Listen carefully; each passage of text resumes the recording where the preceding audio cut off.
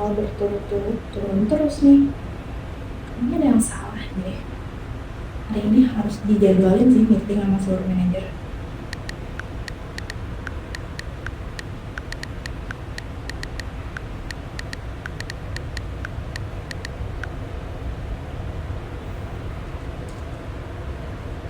Desna, target produksi bulan ini gimana? Kita kejar gak?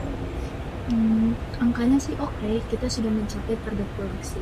Tapi entah kenapa aku merasa janggal karena produksinya jalan, tapi nggak ada dampaknya ke omset. Iya, aku juga ngerasain itu. Dari sisi marketing, engagement kita kan naik, gitu. Tapi pembeli malah justru turun. Padahal kita udah nge-push konten setiap hari. Kalau kalian ngerasa kayak gitu, sebenarnya aku juga ngerasain hal yang sama sih. Apalagi waktu aku lagi petain alur komunikasi kerja kita tuh kayaknya ada yang dikit macet gitu. Tapi aku juga belum berani untuk ngomong lebih lanjut lagi sih. Apalagi kalau sama Bu Lili ya.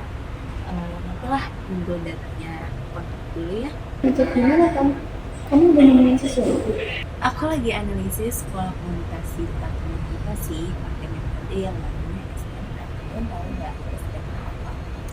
SNA itu namanya Social Network Analysis.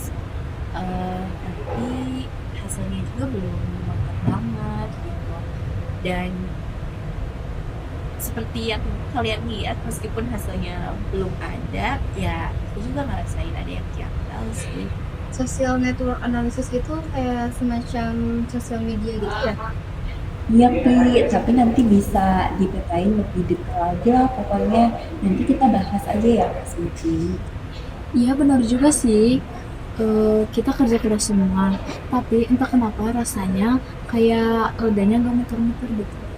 Oke deh, semoga Bu Yulia juga sadar dengan kejanggalan yang sedang kita hadapi sekarang. Tapi semisal beliau nggak bahas, mungkin dari kita juga harus ada yang inisiatif angkat tangan duluan nih. Takutnya jadi masalah besar kalau nggak segera ditangani.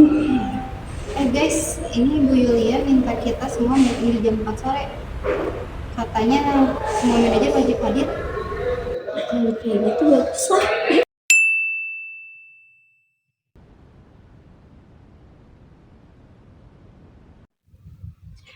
Teman-teman udah siap? Baik, selamat sore semuanya. Untuk mempersingkat waktu, kita langsung ke intinya aja ya. Sebelumnya, saya juga mau mengucapkan terima kasih dulu karena kalian sudah berkenan untuk hadir di rapat darurat ini. Jadi rekan-rekan, di sini ada laporan omset kita 3 kuartal terakhir. Itu tuh terekam jelas bahwa profit kita tuh turunnya sebanyak 23%. Izin Bu, kalau dari sisi marketing, kampanye kita sudah berjalan kok Bu. Bahkan sosial media kita naik 35%. Hanya saja konversinya memang tidak sesuai. Dari bagian produksi juga nggak ada masalah yang besar kok Bu. Target produksi kita selalu tercapai tiap bulan. Kalau keduanya nggak ada masalah, terus Sobat Tani gimana ya? Nah, itu yang perlu kita cari bareng-bareng tuh. Karena Tami, sebelumnya saya udah minta siapkan sesuatu kan sebelum rapat ini. Coba bisa kamu jelasin ke tim semuanya? Baik Bu, untuk permasalahan yang kita hadapi hari ini, saya coba untuk memetakannya pakai model SNA ya, atau bisa dibilang juga Social Network Analysis. Nah, buat teman-teman yang kira-kira masih bingung apa sih SNA atau baru dengar gitu ya, SNA ini tuh singkatnya bisa sebagai suatu alat ukur lah yang membantu kita untuk mengevaluasi sejauh mana sih interaksi kita tuh terjalin gitu. Jadi ibarat ada organisasi yang mungkin titik-titiknya kurang terhubung, itu tuh kita bisa petain lewat SNA ini. Nah, coba boleh diperhatiin diagram yang sudah kami kirimkan di grup Bapak Ibu. Nggak ada Bapak-Bapak ya.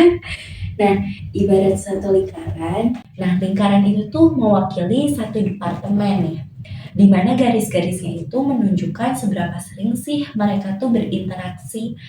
Dan kalau garisnya semakin tebal, maka makin sering juga mereka tuh ada komunikasinya gitu. Loh, kok garis antara produksi dan marketingnya itu tipis banget ya? Bahkan nyaris nggak kelihatan. Nah, tepat banget Bu Desna. Ini juga jadi temuan saya. Karena saya juga baru sadar, oh ternyata komunikasi langsung antara departemen produksi sama marketing itu malah hampir nggak pernah ada gitu ya Bu ya. Jadi semua informasi itu harus lewat satu orang dulu, yaitu Bu Riyati di operasional. Waduh, kalau begitu alur kerjanya tertahan di saya ya? Secara struktural, iya Bu, betul. Tapi ini bukan masalah salah ibu semuanya gitu, enggak, bukan soal itu. Tapi karena masalahnya itu memang ada di desain proses bisnis kita yang menekankan ke keputusan lintas divisi itu harus sama ibu doang gitu. Nah akibatnya kalau ibunya overload nih, banyak banget dapat kerjaannya, belum ada urusan-urusan lain.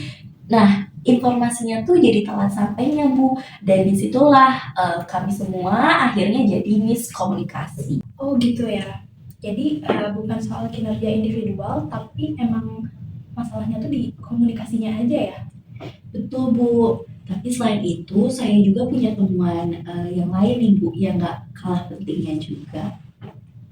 Nah ini saya sudah memetakan juga alur kerja kita dari awal sampai akhir ya Bu ya. Dan di sini saya sudah beri tanda lewat warna ya Bu. Kalau yang merah itu artinya apa ya? Yang merah itu artinya proses kita tuh masih dikerjain secara manual. Jadi di perusahaan kita dari mulai pencatatan order, input data produksi, dan laporan operasional semuanya masih dilakukan secara manual. Ya betul sih Bu, di bagian lapangan juga masih begini prosesnya. Bahkan dalam laporan harian produksi juga masih pakai prom kertas. Setelah itu baru lagi dikoordinasikan ke bagian administrasinya. Saya juga terima dokumennya baru sore atau bahkan besoknya. Kalau gitu maksud kamu berarti langkah transformasi teknologi yang mendukung integrasi sistem itu penting ya? Nah, ini dia akar masalahnya, Bu. Kalau menurut saya pribadi, perusahaan kita itu ngedropnya karena proses bisnis kita tuh yang kurang efisien gitu, Bu.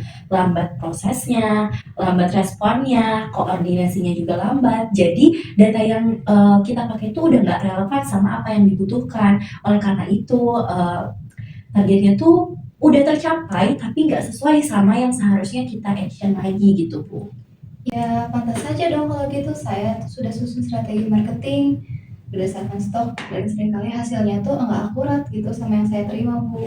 Betul Bu, kami juga dari bagian departemen produksi sering tidak tahu persis bagaimana permintaan pasar yang sedang naik. Sedangkan untuk memenuhi target, estimasi waktu itu sangat berharga bagi kami. Oke, berarti sekarang akar masalahnya udah teridentifikasi ya. Jadi ada saran nggak mengenai langkah perbaikan yang bisa dilakukan? Saya ada saran nih Bu, sebaiknya ada digitalisasi alur pelaporan baik dari segi produksi, stok, dan penjualan yang bisa disatuin dalam satu sistem yang bisa dipakai secara real time oleh seluruh manajemen. Nah, cocok. Kalau begitu, saya tidak perlu jadi perantara buat setiap informasi dong. Jadi, setiap departemen bisa langsung akses data yang mereka butuhkan. Saya punya saran lain nih Bu, bagaimana kalau kita membangun jalur komunikasi antara departemen produksi dan departemen marketing. Misalnya melalui rapat mingguan gitu Bu, sehingga departemen kita nantinya tidak tergantung sama departemen operasional. Jadi kita juga tahu tren selanjutnya itu apa Bu. Bu, tambahan masukan dari saya, mungkin kedepannya kita bisa kali ya buat pakai metode SNA ini untuk evaluasi berkala kita gitu Bu.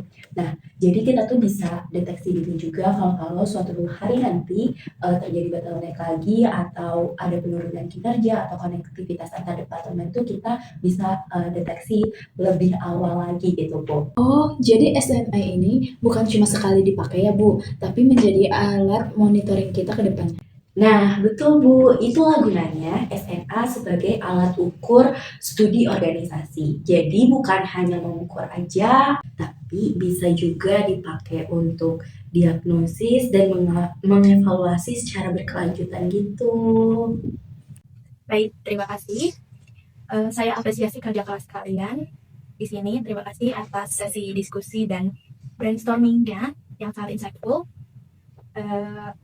Kita memang nggak bisa mengontrol pasar, tapi kita bisa mengubah cara kita bekerja. Jadi untuk langkah perbaikan selanjutnya, kita bisa mulai dari Bu Yanti, mungkin segera koordinasikan dengan pihak IT terkait implementasi sistem digitalnya. Kemudian Bu Desna dan Bu Sylvie, itu bisa mulai rapat koordinasi kalian di minggu depan. Lalu untuk Bu Tami sendiri, tolong siapkan kerangka evaluasi SNA per kuartalnya ya. Baik, kalau gitu kita cukupkan saja rapat kali ini. Sampai jumpa di lain hari ya. Penurunan omset bukan selalu karena produk yang buruk atau pasar yang sepi. Tetapi terkadang ia adalah cermin dari dalam organisasi itu sendiri. Dengan metode social network analysis, kita belajar bahwa efisiensi bukan soal kerja lebih keras, tapi soal kerja dengan alur yang lebih cerdas.